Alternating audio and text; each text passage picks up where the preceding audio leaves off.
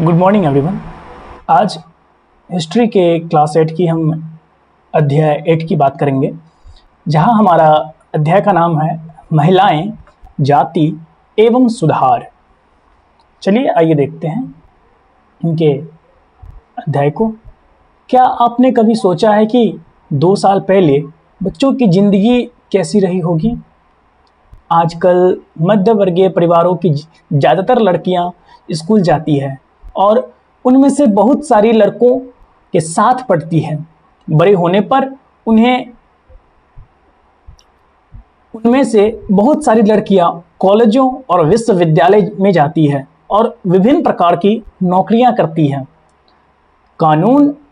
कानूनन शादी के लिए उनका बालिका होना जरूरी है और कानून के अनुसार वे किसी भी जाति व समुदाय से व्यक्ति से शादी कर सकती है। यहाँ तक कि विधवाएं भी दोबारा शादी कर सकती है। पुरुषों की तरह सभी महिलाएं वोट डाल सकती हैं और चुनाव लड़ सकती है। बेशक सभी महिलाएं इन अधिकारों का उपयोग नहीं कर पाती। गरीबों को शिक्षा के मौके मुश्किल से मिलते हैं, कम मिलते हैं या मिल ही नहीं पाते हैं। बहुत सारे परिवारों में लड़कियां अपनी इच्छानुसार पति भी नहीं चुन सकती। 200 साल पहले हालात बहुत भिन्न थे। ज़्यादातर बच्चों की शादी बहुत कम ही उम्र में कर दी जाती थी। हिंदू व मुसलमान दोनों धर्मों के पुरुष एक से ज़्यादा पत्नियां रख सकते थे। देश के कुछ भागों में विधवाओं से यह उम्मीद की जाती थी कि वे अपने पति की चिता के साथ ही जिंदा जल जाए। इस तरह स्वेच्छा से या जबरदस्ती मार दी गई महिलाओं को सती कहकर महिमा मंडित किया जाता था। सती शब्द का ही अर्थ है सदाचारी महिला था। संपत्ति पर भी महिलाओं के अधिकार बहुत सीमित थे। शिक्षा तक महिलाओं की प्रायः कोई पहुंच नहीं थी। देश के बहुत सारे भागों में लोगों का विश्वास था कि अगर औरत पढ़ी लिखी होगी तो वह बहुत जल्दी विधवा हो जाएगी। आप चित्र में यहाँ एक देख सकते हैं, सती बालथाजर सॉकलिन द्वारा बनाया गया यह चित्र है 1813 का। भारत आने वाले यूरोपीय चित्रकारों द्वारा बनाई गई सती की बहुत सारी तस्वीरों में से यह एक है। सती प्रथा को पूर्वी समाजों की बर्बरता के सबूत के तौर पर दिखा जा सकता है। आप यहाँ देख सकते हैं, ये बहुत ही दर्दनाक और दयनीय चित्र है कि इन्हें किस तरह उस समय लोगों की सोच थी, आप सोच सकते हैं, और आज के सोच में कितना अंतर है। आइए आगे बढ़ते हैं। समाज में सिर्फ स्त्रियों और पुरुषों के बीच ही फर्क नहीं था। ज़्यादातर इलाकों में लोग जातियों में भी बटे हुए थे। ब्राह्मण और क्षत्रिय खुद को ऊंची जाति का मानते थे। इसके बाद व्यापार और महाजनी आदमी से जुड़ी जातियां, जिन्हें प्राय वेश्या कहा जाता था, का स्थान आता था। फिर काश्तकार, बुनकर व कुम्हार जैसे दस्तकार आते थे, जिन्हें शूद्र कहा जाता था। इस श्रेणीक्रम की सबसे निचली पायदान पर ऐसी जातियां थीं जो गांव शहरों को साफ सुथरा रखती थी या ऐसे काम धंधे करती थी जिन्हें ऊंची जातियों के लोग दूषित कार्य मानते थे, यानी ऐसे काम जिनकी वजह से उनकी जाति भ्रष्ट हो जाती थी। ऊंचे जातियां निचले पायदान पर खड़ी इन जातियों के लोगों को अछूत मानती थी। इन लोगों को मंदिरों में प्रवेश करना वर्जित था। सर्वन जातियों के इस्तेमाल वाले कुओं से पानी निकालना या ऊंची जातियों के आधिपत्य वाले घाट तालाबों पर नहाने की छूट नहीं होती थी। उन्हें निम्न दर्जे का मनुष्य माना जाता था। 19वीं सदी और 20वीं सदी के दौरान इनमें से बहुत सारे कायदे, कानून और नजरिए धीरे धीरे बदलते गए। आइए देखें कि ऐसा कैसे हुआ। परिवर्तन की दिशा में उठते कदम। 19वीं सदी की शुरुआत से ही हमें सामाजिक रीति रिवाजों और मूल्य मान्यताओं से संबंधित बहस, मुबाहिसे और चर्चाओं का स्वरूप बदलता दिखाई देता है। इसकी एक अहम वजह यह थी कि संचार के नए तरीके विकसित हो रहे थे। पहली बार किताबें, अखबार, पत्रिकाएं, पर्चे और पुस्तकाएं छप रही थी। ये चीजें न केवल पुराने संसाधनों के मुकाबले सस्ती थी, बल्कि उन पांडुलिपियों के मुकाबले ज्यादा लोगों की पहुंच में भी थी, जिसके बारे में आप कक्षा 7 में पढ़ चुके हैं। लिहाजा आम लोग भी इन चीजों को पढ़ सकते थे। इनमें से बहुत सारे अपनी भाषाओं में लिख सकते थे और विचार व्यक्त कर सकते थे। नए शहरों में तमाम तरह के सामाजिक, राजनीतिक, आर्थिक और धार्मिक मुद्दे पर पुरुषों और कभी-कभी महिलाओं के बीच चर्चा होती रहती थी। ये चर्चाएं आम जनता तक पहुंच सकती थी और सामाजिक परिवर्तन के आंदोलनों में जुड़ी होती थी। इस तरह की बहसें अक्सर भारतीय सुधारकों और सुधार संगठनों की तरफ से होती थी। राजा राम मोहन राय 1772 से 1833 तक इस तरह के एक सुधारक थे। उन्होंने कलकत्ता में ब्रह्मो समाज के नाम से एक सुधारवादी संगठन बनाया, जिसे बाद में ब्रह्मो समाज के नाम से जाना गया। राम मोहन राय जैसे लोगों को सुधारक इसीलिए कहा जाता है क्योंकि वे मानते थे कि समाज में परिवर्तन लाना और अन्यायपूर्ण तौर तरीके से छुटकारा पाना जरूरी है। उनका विचार था कि इस तरह के परिवर्तन लाने के लिए लोगों को इस बात के लिए प्रेरित किया जाना चाहिए कि वे पुराने व्यवहार को छोड़कर जीवन का नया ढंग अपनाने के लिए तैयार हों।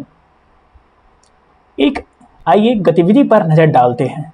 क्या आप बता सकते हैं कि जब किताबें, समाचार पत्र और पर्चे आदि छपने की तकनीक नहीं थी, उस समय सामाजिक रीति रिवाजों और व्यवहारों के बारे में किस तरह चर्चा चलती होगी?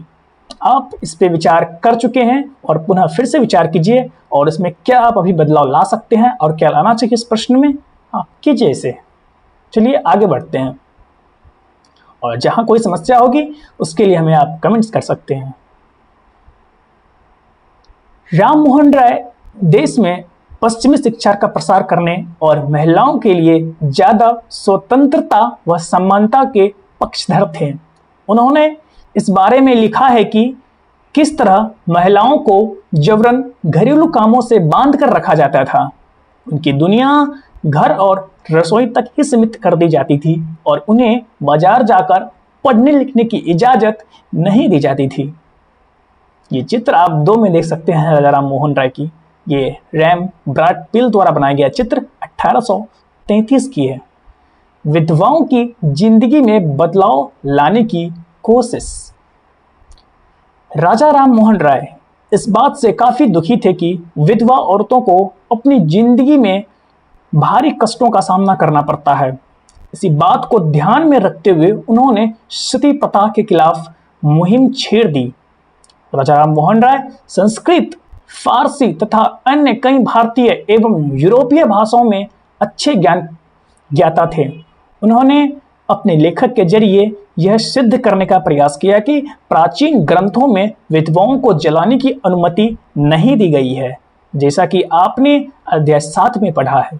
19वीं सदी के प्रारंभ तक बहुत सारे अंग्रेज अफसर भी भारतीय परंपराओं और रीति रिवाजों की आलोचना करने लगे थे।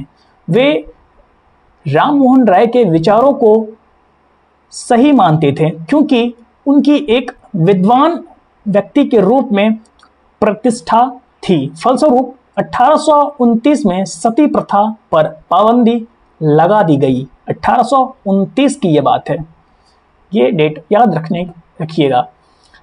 राम मोहन राय ने इस अभियान के लिए जो रणनीति अपनाई उसे बाद के सुधारकों ने भी अपनाया। जब भी वे किसी हानिकारक प्रथा को चुनौती देना चाहते थे तो अक्सर प्राचीन धार्मिक ग्रंथों से ऐसे श्लोक या वाक्य ढूंढने का प्रयास करते थे जो उनकी सोच का समर्थन करते हो। इसके बाद वे दलील देते थे और संबंधित वर्तमान रीति रिवाज प्रारंभिक परंपरा के खिलाफ है। आप चित्र 3 में देख सकते हैं कुंडों पर झूलने का त्योहार। इस लोकप्रिय त्योहार में भक्त पारंपरिक अनुष्ठानों की तरह अजीब तरह से कष्ट सहने का अभ्यास करते हैं। वे अपनी खाल में कुंड भेद कर एक झूले पर लटक जाते हैं। 19वीं सदी शताब्दी के पूर्वार्ध में जब यूरोपीय अफसरों ने भारतीय रीति रिवाजों और अनुष्ठानों को बर्बर कहकर उनकी आलोचना शुरू की तो इस त्योहार की खास तौर से आलोचना की गई। बड़ा ही लोकप्रिय चित्र है, आप इसे देख सकते हैं। स्रोत 1 में आइए जानते हैं क्या दी गई है। पहले हम उन्हें लड़कियों में बांध देते थे। चलिए, राजा राम मोहन राय ने अपने विचारों का प्रसार करने के लिए बहुत सारे पर्चे लिखे थे। इनमें से कुछ पर्चे किसी खास रिवाज के समर्थक और आलोचकों के बीच बहस के रूप में लिखे गए थे। सती प्रथा के बारे में इसी तरह का एक उदाहरण देखिए। सती समर्थक: औरतें कुदरती तौर पर एक समझदार, बिना दृढ़ संकल्प वाली, भरोसे के योग्य नहीं होती। उनमें से बहुत सारी खुद ही अपने पति की मृत्यु के बाद उनके साथ जाने की कामना करने लगती है, परंतु वे कहीं धकधकाती आग से भाग ना निकले, इसलिए पहले हम उन्हें चिता की लकड़ियों के कसकर बांध देते हैं।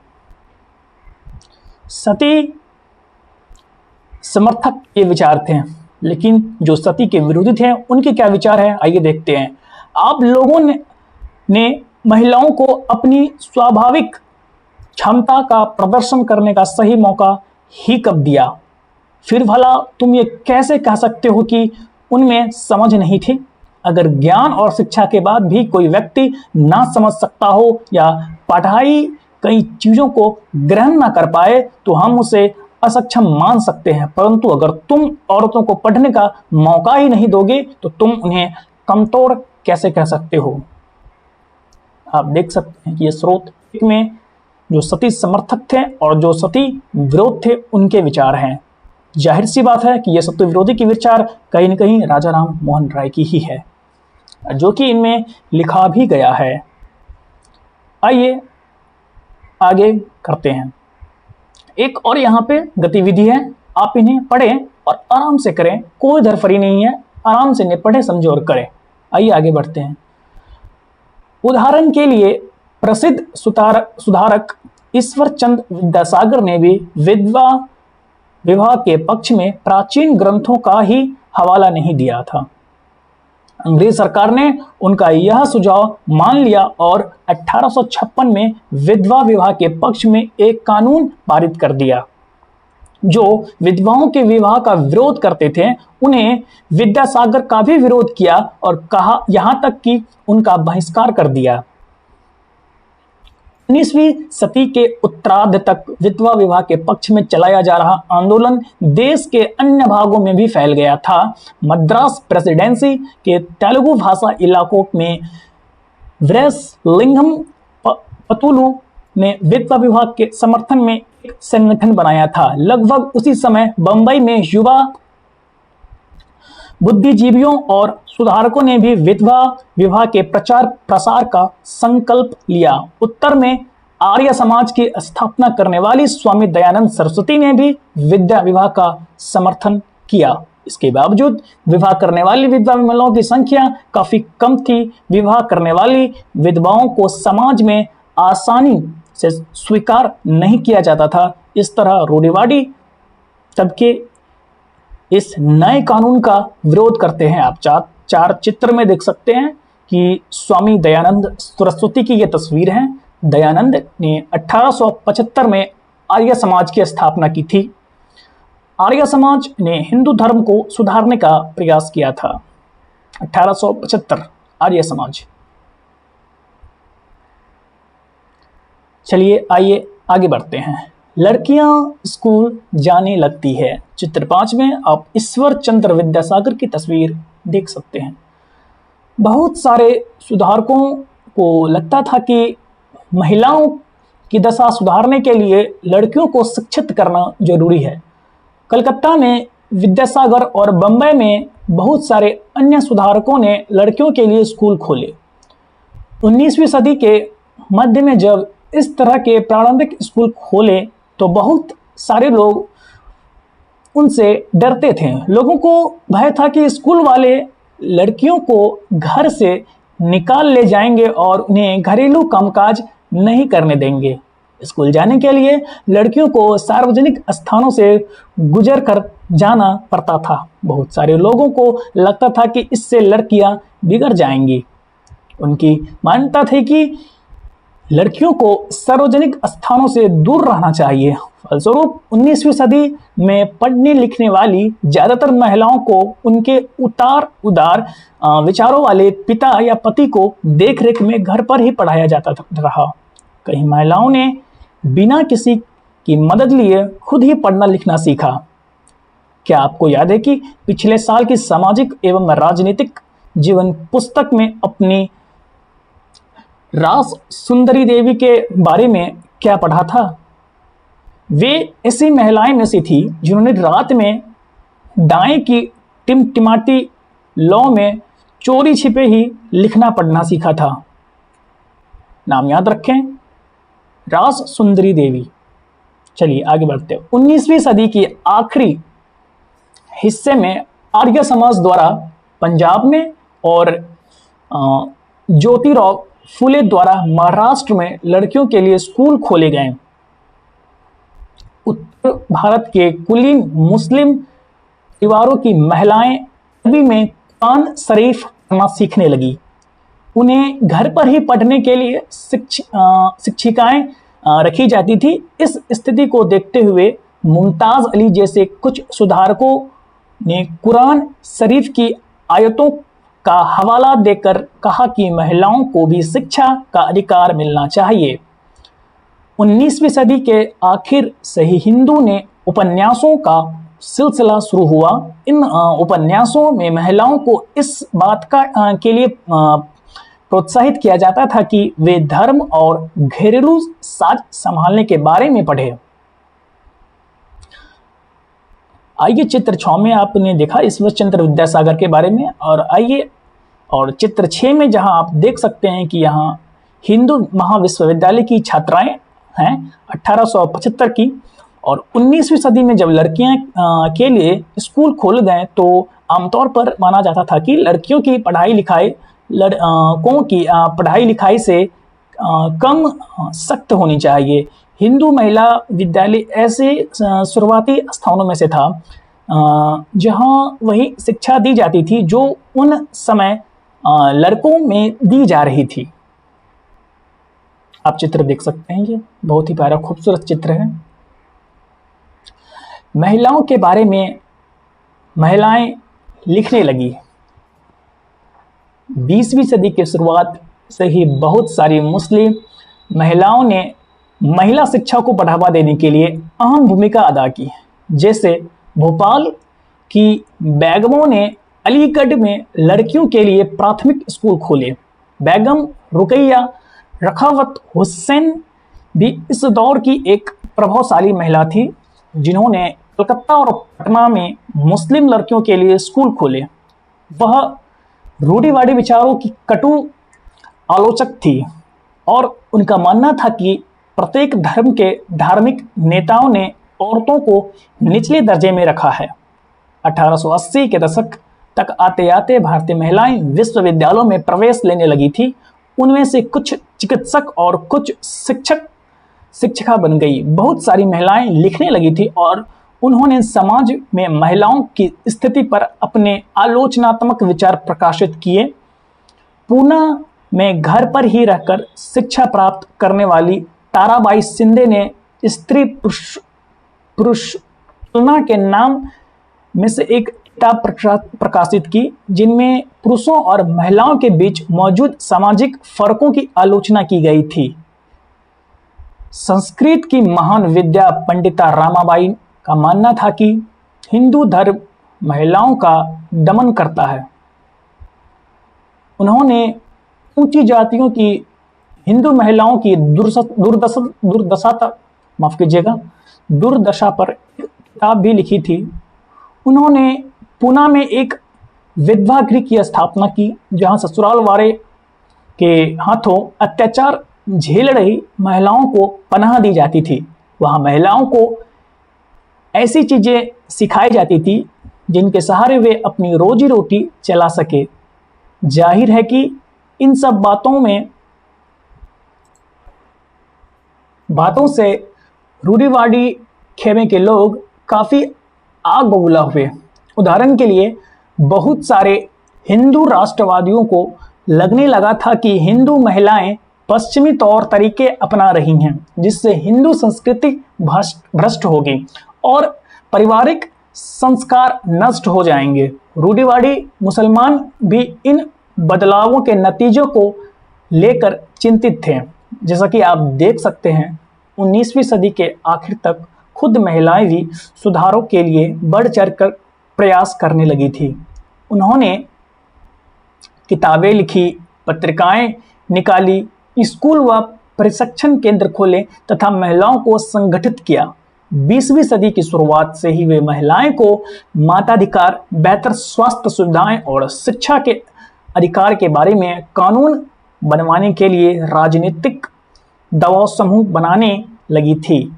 उनमें से कुछ महिलाओं ने 1920 के दशक के बाद विभिन्न प्रकार की राष्ट्रवादी और समाजवादी आंदोलनों में हिस्सा भी लिया।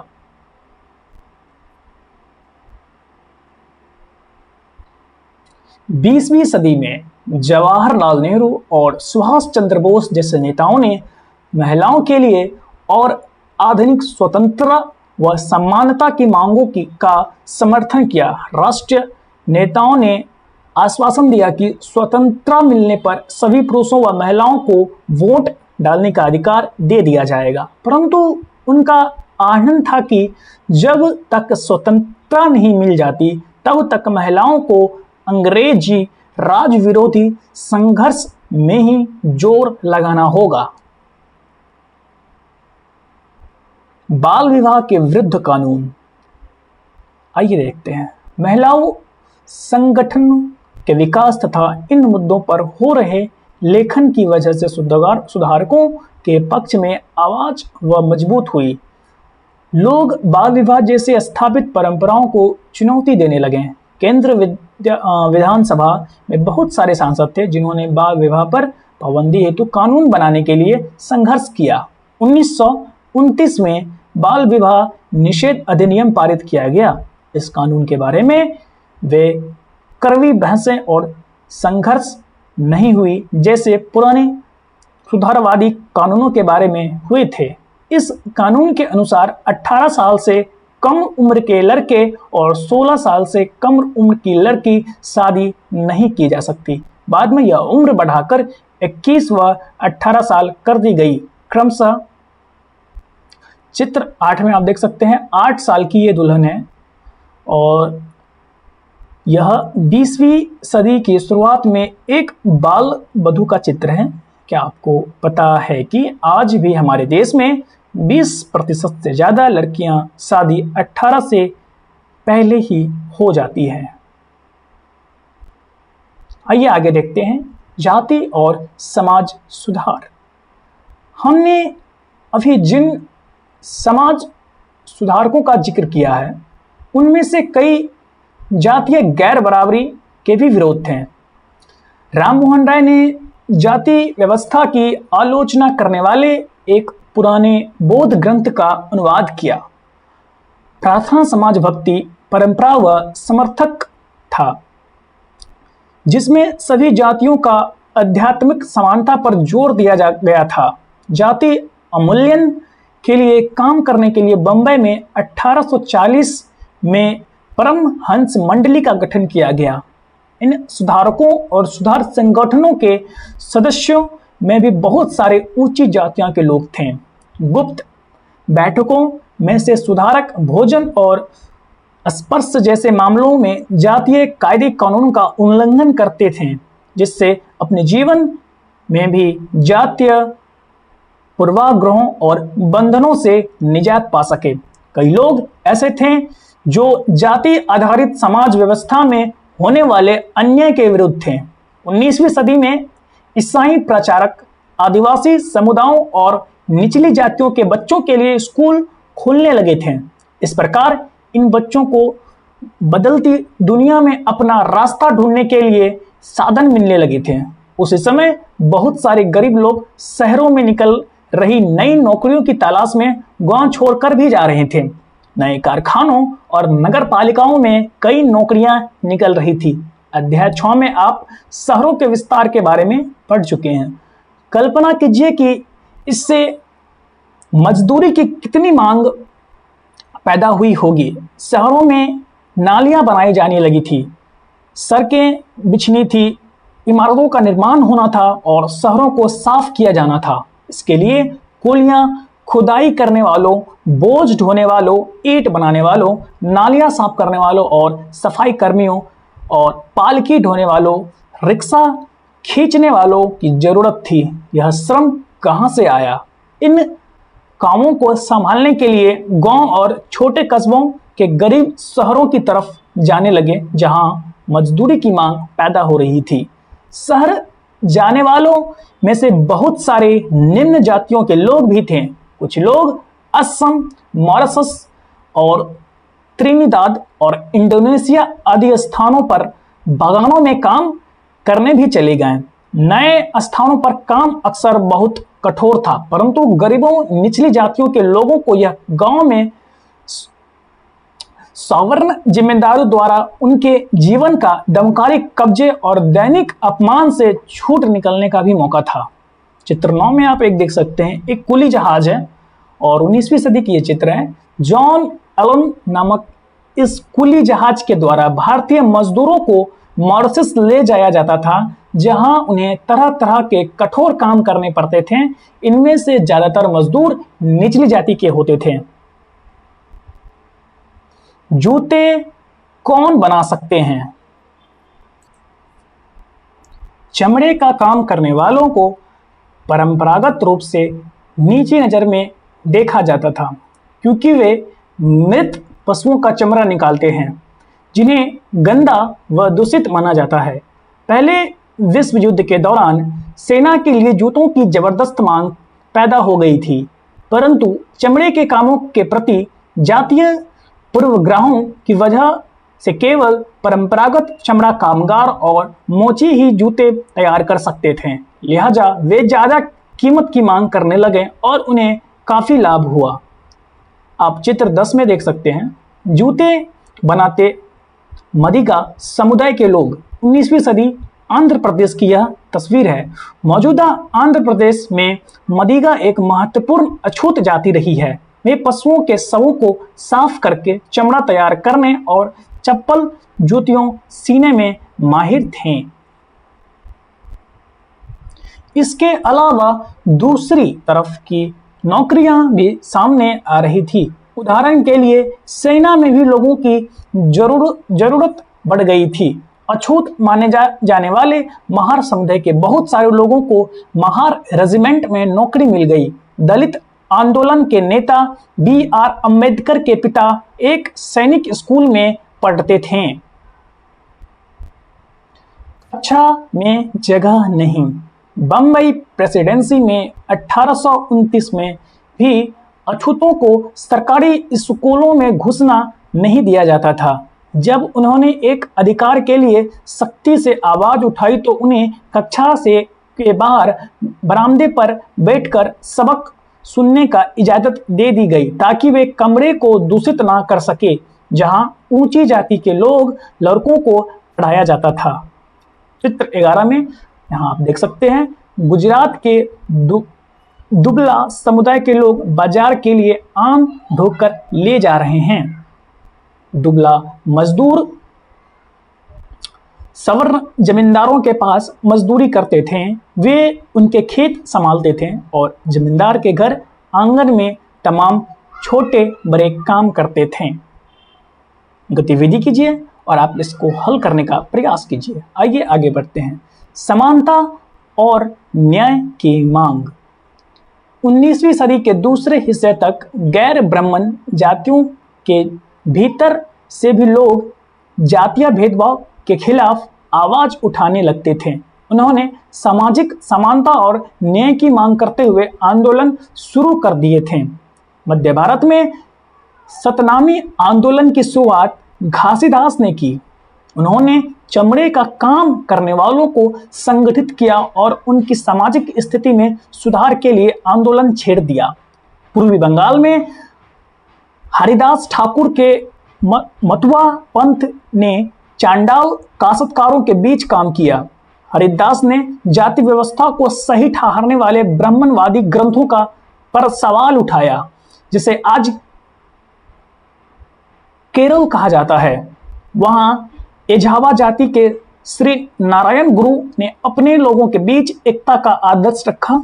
उन्होंने जातिगत भिन्नता के आधार पर लोगों के बीच भेदभाव करने का विरोध किया। उनके अनुसार सारी मानवता के लिए एक ही जाति है। उनका महत्वपूर्ण कदम था औरु जाति औरु मत्तम औरु देवम मनुष्यनु, मानव की एक जाति, एक धर्म, एक ही ईश्वर है।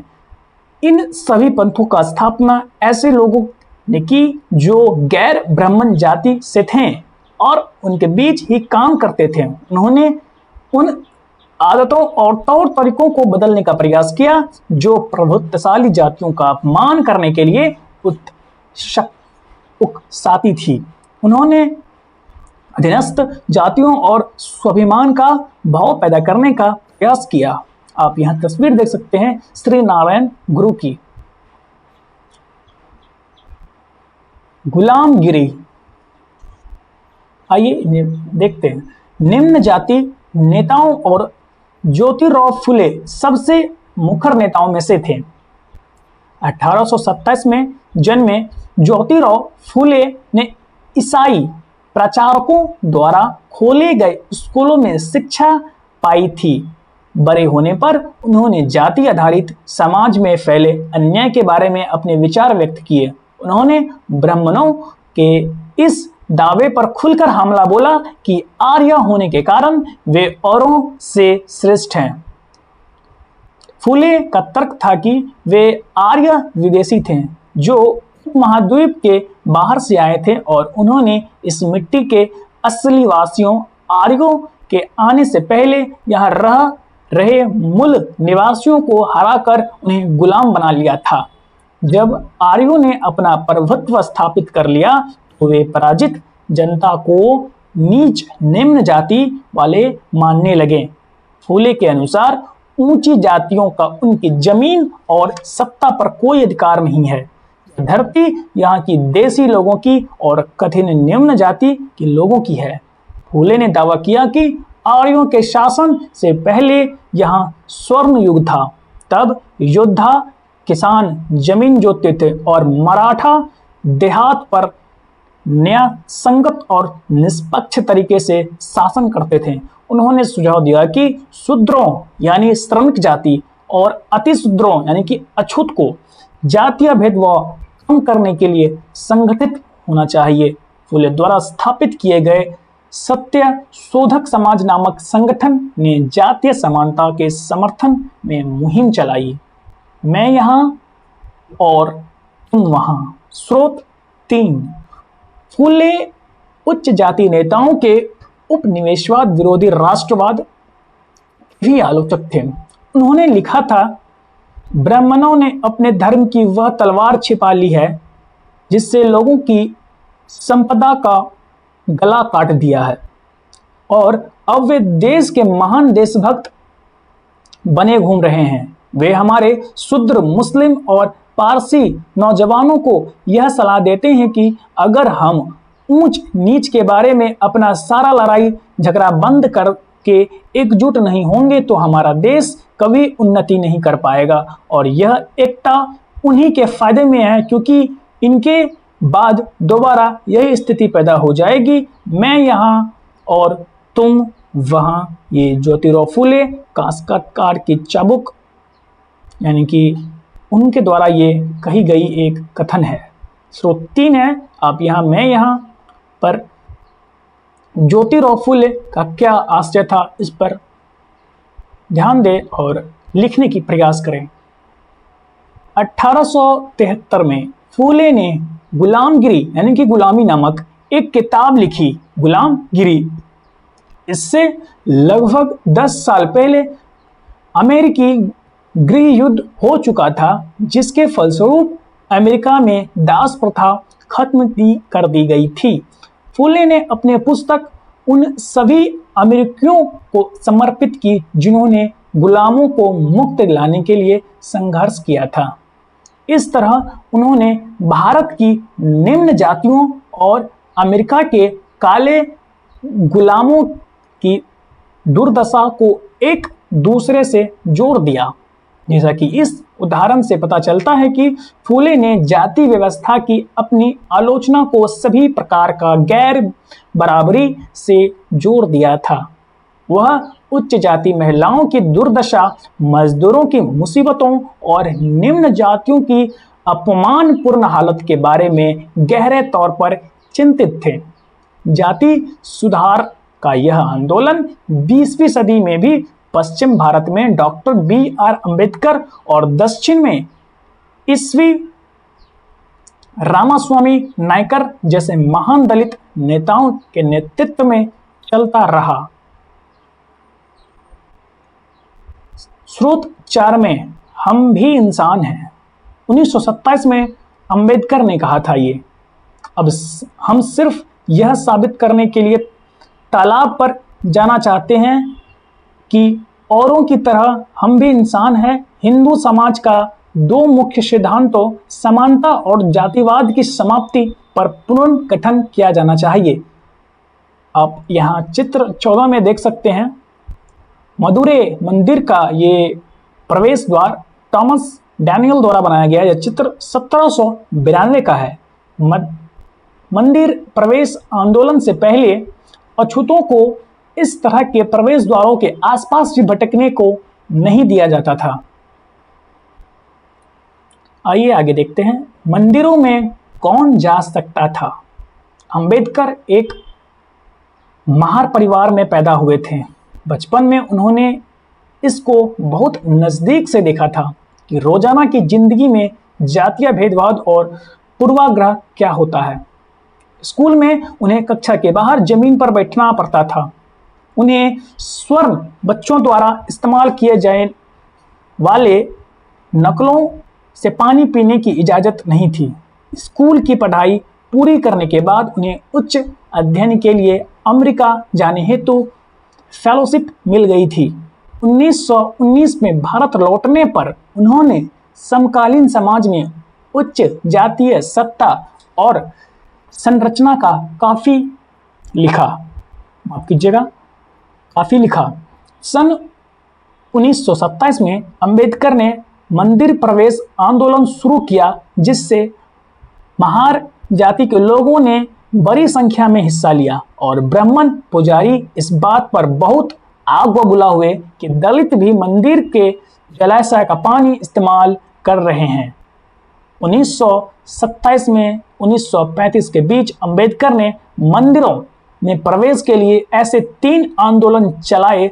वह पूरे देश को दिखाना चाहते थे कि समाज में जातीय और पूर्वाग्रहों की जकड़ कितनी मजबूत है।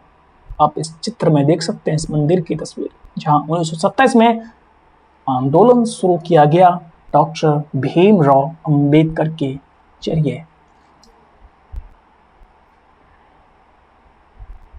गैर ब्राह्मण आंदोलन। 20वीं सदी के आरंभ में गैर ब्राह्मण आंदोलन का शुरू हुआ। यह प्रयास उन गैर ब्राह्मणों जातियों का था जिन्हें शिक्षा, धन और प्रभाव हासिल हो चुका था। उनका तर्क था कि ब्राह्मण तो उत्तर से आए उन आर्य आक्रमणकारियों के वंशज हैं जिन्होंने यहाँ मूल निवासियों देसी द्रविड़ नस्लों को हराकर दक्षिणी भूभाग पर विजय हासिल की थी। उन्होंने सत्ता पर ब्राह्मणवादी दावे को भी चुनौती दी थी। पेरियार के नामक से प्रसिद्ध ईस्वी स्वामी रामस्वामी नायकर एक मध्यवर्गीय परिवार से बढ़े थे। अपने प्रारंभिक जीवन में वे सन्यासी थे और उन्होंने संस्कृत शास्त्रों को गंभीरता से अध्ययन किया था। बाद में वे कांग्रेस के सदस्य बने, परंतु जब उन्होंने राष्ट्रवादियों द्वारा आयोजित की गई एक दावत में देखा कि वहां बैठने के लिए जातियों के हिसाब से अलग अलग इंतजाम किया गया हुआ है, तो उन्होंने हताश होकर पार्टी छोड़ दी। इस दावत में निम्न जातियों और उच्च जातियों के लिए अलग अलग बैठने का इंतजाम किया गया था।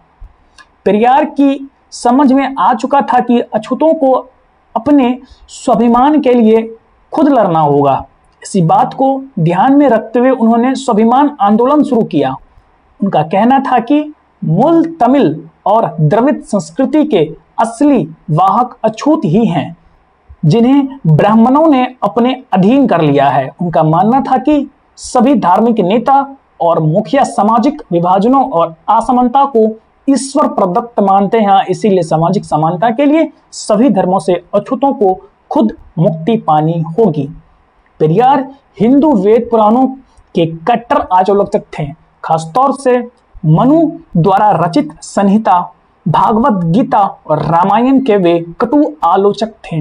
उनका कहना था कि ब्राह्मणों ने निचली जातियों पर अपना सत्ता तथा महिलाओं पर पुरुषों का प्रभुत्व स्थापित करने के लिए इन पुस्तकों का सहारा लिया है। ये दलीलें लोगों को सहज रास नहीं आई। निम्न जातियों नेताओं के भाषणों और विचारपूर्ण लेखन और आंदोलनों से उच्च जातीय राष्ट्रवादी नेताओं के बीच आत्ममंथन और आलोचना के प्रक्रिया शुरू हुई, परंतु रूढ़िवादी हिंदू समाज ने भी उत्तर में सनातन धर्म सभाओं तथा भारत धर्म महामंडल और बंगाल में ब्राह्मण सभा जैसे संगठनों के जरिए इन रुझानों को सख्ती से विरोध किया। इन संगठनों का मकसद यही था कि हिंदू धर्म में जातीय ऊंच नीच जो महत्व दिया जाता है उन पर कोई आंच ना आए। वे साबित करना चाहते थे कि इस बात को धार्मिक ग्रंथों में भी मान्यता मिली हुई है। औपनिवेशिक काल के बाद भी जाति के सवाल पर बहस और संघर्ष चलते रहे और ये आज भी जारी है। आप गतिविधि कर सकते हैं यहाँ। और स्रोत 5 में आइए देखते हैं क्या लिखा है। आप यहाँ ईश्वर रामास्वामी नायकर पेयर की एक तस्वीर देख सकते हैं। महिलाओं के बारे में पेरियार क्या कहते हैं। पेरियार ने लिखा था, तारा मुकुटम जैसे शब्दों के आगमन के बाद हमारी महिलाएं अपनी पतियों के हाथों की कठपुतली बन गई थी। हमें ऐसे पतियों के संरक्षण में जीना पड़ रहा था। अपनी बेटियों को सलाह देते हुए कि उन्हें पतियों को उपहार में दिया जा चुका है और अब वे अपने पति के घर का हिस्सा है। यह संस्कृत के साथ हमारी घनिष्ठता का परिणाम है। पेरियार द्वारा रचित पेरियार और चिंता नाइकल से उद्धृत। सुधारकों के लिए संगठित होना।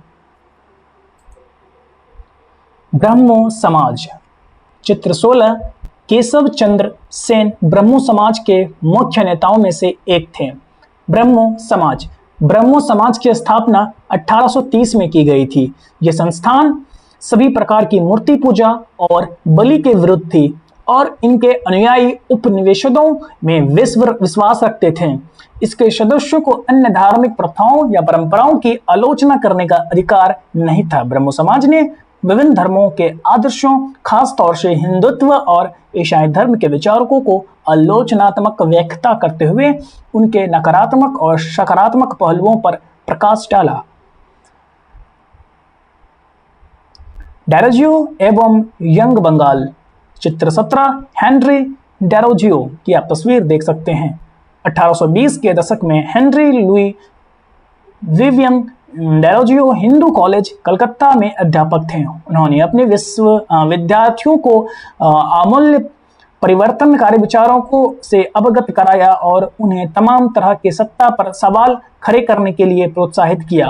उनके द्वारा शुरू की गई यंग बंगाल मूवमेंट में उनके विद्यार्थियों ने परंपराओं और रीति रिवाजों पर उंगलियां उठाई, महिलाओं के लिए शिक्षा की मांग की और सोच व अभिव्यक्ति की स्वतंत्रता के लिए अभियान चलाया।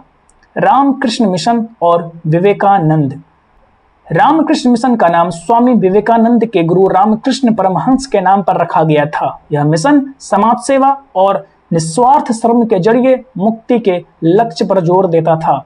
स्वामी विवेकानंद 1863 से 1902 के बीच की यह बात है, जिनका मूल्य नाम नरेंद्र नाथ दत्त था। उन्होंने श्री रामकृष्ण की सरल शिक्षाओं को अपने प्रतिभाशाली और संतुलित आधुनिक विचारधारा से जोड़कर संपूर्ण विश्व में प्रसारित किया और 1893 में शिकागो में विश्व धर्म संसद में उन्हें सुनने के बाद न्यूयॉर्क हेराल्ड ने विवरण दिया कि ऐसे विद्वान राष्ट्र में धर्म प्रचारकों को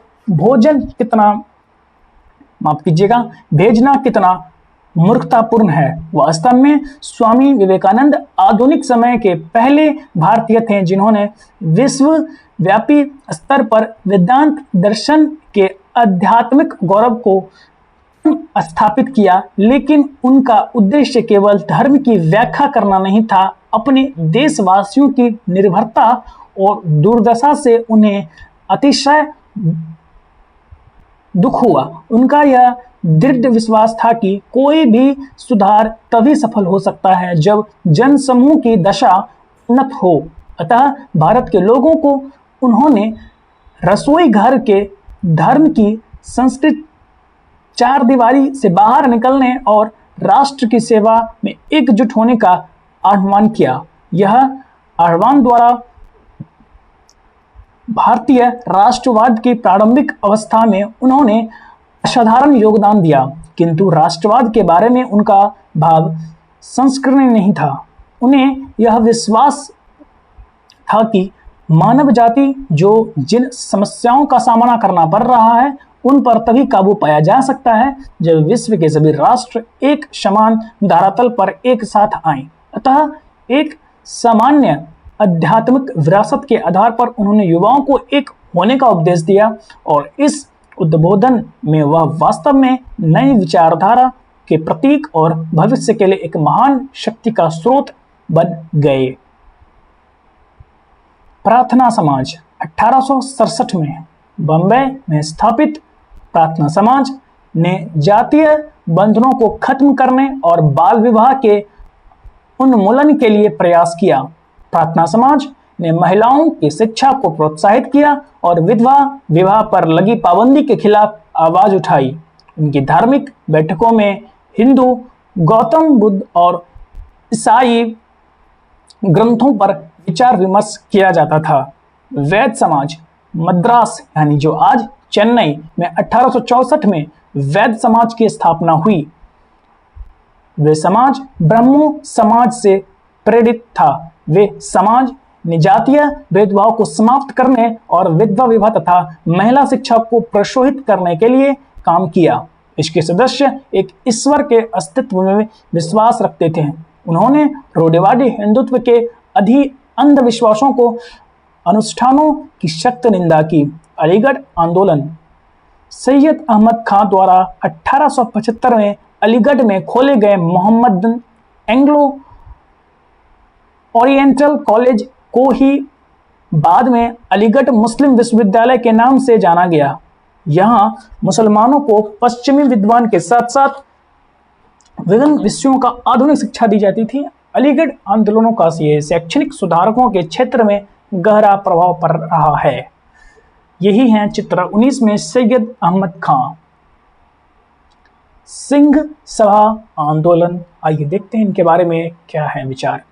सिखों के सुधारवादी संगठन के रूप में सिंह सभाओं की स्थापना 1873 में अमृतसर में शुरू हुई थी। बाद में 1879 में लाहौर में भी सिंह सभा का गठन किया गया। इन सभाओं में सिख धर्म को अंधविश्वासों, जाति भेदभाव और ऐसे आचरण जैसे वे गैर सिख समझती थी से मुक्ति कराने और प्रयास किया। उन्होंने सिखों को शिक्षा के लिए प्रोत्साहित किया, जिनमें से अक्सर आधुनिक ज्ञान के साथ साथ सिख धर्म के सिद्धांतों को भी पढ़ाया जाता था। अब आइए आते हैं अन्य यत्र पर। काले गुलाम और गोरे बगान मालिक। आप यह जान चुके हैं कि ज्योतिराव फुले ने अपनी पुस्तक गुलामगिरी में जातीय उत्पीड़न और अमेरिका में प्रचलित दास प्रथा के बीच किस तरह संबंध स्थापित किया था। क्या आप जानते हैं कि दासता की यह प्रथा क्या थी? 17वीं शताब्दी में जब यूरोपीय खोजी यात्री और व्यापारी पहली बार अफ्रीका पहुंचे तो उन्होंने गुलामों का व्यापार शुरू किया था। वे अफ्रीका के काले लोगों को पकड़कर अमेरिका ले जाते थे और वहां के गोरे बागान मालिकों को बेच देते थे। उन्हें कपास और अन्य बागानों में काम करना पड़ता था जो ज्यादातर दक्षिणी संयुक्त राज्य अमेरिका में स्थित थे। बागानों में ये गुलाम पो काटने से लेकर देर रात तक काम करते थे। सही ढंग से काम ना करने के नाम पर मालिक उन्हें सजा देते थे, कोरों से पीटते थे और तरह तरह की यातनाएं देते थे। श्वेत और अश्वेत सभी तरह के बहुत सारे लोगों ने संगठित रूप से इस दास प्रथा का विरोध किया। इसी क्रम में उन्होंने 1776 में अमेरिकी क्रांति की भावनाओं का हवाला देते हुए अर्न किया कि अमेरिका वासियों, अपने घोषणा पत्र को देखो, क्या तुम्हें अपनी घोषणा की समझ में नहीं आती? और गेटिसबर्ग ने दिए गए अपने अत्यंत भावप्रवण भाषा में अब्राहम लिंकन ने कहा था कि जिन्होंने दास प्रथा के खिलाफ संघर्ष किया है वे लोकतंत्र के पथ प्रदर्शक हैं। उन्होंने लोगों के आह्वान किया कि वे नस्ली समानता के लिए कदम उठाएं ताकि धरती से जनता के द्वारा और जनता के लिए सरकार का नाश ना हो। ये चित्र 21 है। गुलामों की बिक्री और दक्षिणी कैरोलिना अमेरिका 1856 यहाँ संभावित और खरीदार नीलामी में अफ्रीका से लाए गए गुलामों की जांच पड़ताल कर रहे हैं। आप ये चित्र देख सकते हैं।